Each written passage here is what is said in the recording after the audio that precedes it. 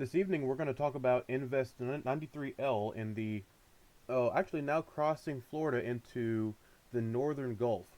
So, per satellite data, the majority of the convection or storms has now entered the northeastern Gulf, kind of almost straddling the northeastern Gulf Coast across Florida and Alabama, with kind of an ill-defined.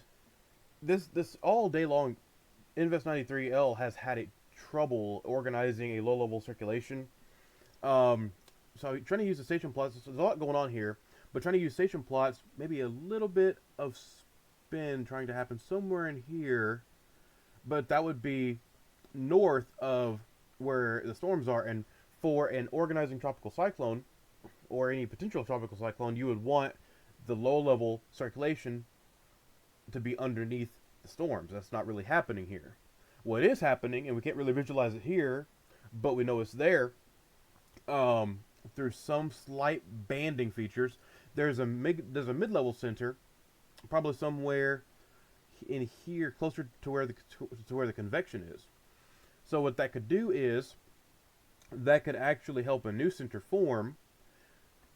Given 93L's current location, it would kind of need to do that kind of fast, because otherwise, if it stays too close to the coast or doesn't reform a low center to go underneath the mid-level low pressure, then that could keep 93L from really organizing into a more substantial storm system or tropical cyclone.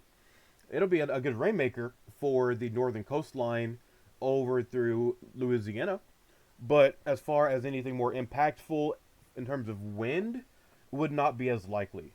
So we can see on satellite now, there's pretty robust storms right now, plenty of healthy lightning, and we are approaching diurnal maximum, which should actually assist new thunderstorm development. So we'll see exactly how well thunderstorms continue to fire around this center of convection here in the northeastern Gulf Coast, but not the, I wouldn't say, in my opinion, the healthiest look, but it's a look nonetheless for at least a low-end tropical system. So we can go over to, at the time of this video, which is 9:30 this evening. This will be scheduled for a little bit later, but the NHC, National Hurricane Center, currently has 40% of formation of at least a tropical depression over the next 2 and 7 days. So that's a medium chance, entering just into the medium chance for a tropical depression as of 8 p.m. Eastern Daylight Time. So they have the system currently as of the time of this update, which was about 7:10 p.m. Eastern Daylight Time. The core of the system, where circulation was over northern Florida, and that should continue slowly west, generally west, through the next couple of days. Now this should impart storms across the northern Gulf Coast or north central Gulf Coast in general, but as far as developing into anything stronger, that needs to be monitored over the next couple of days, especially with the mid-level center, wrong tab, mid-level center most likely being around this big blob of convection down here off the Florida Panhandle. That could help a new low-level center form underneath it, so that needs to be watched. If that can happen, that can keep the system over water a little longer, 93L over water a little longer, and so that could keep chances of developing into something a little bit further still there. So we'll look at quickly the European spaghetti plots. I might have to refresh the page here or stop and start.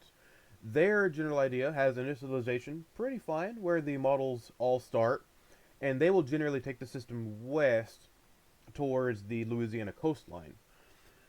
This here suggests borderline tropical storm strength if we were to take these verbatim. It's still a couple days out from really impacting land, but odds of a more substantial system are, I would say, decreasing for the moment.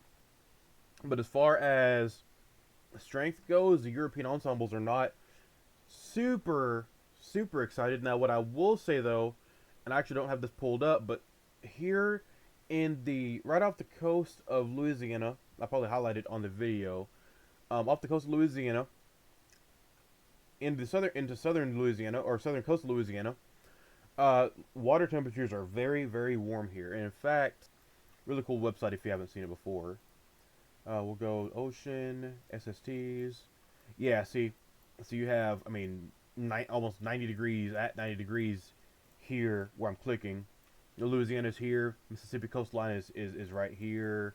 Alabama here, and then Florida over here. So, because my cursor is not actually visualized, I might have to put that on there later.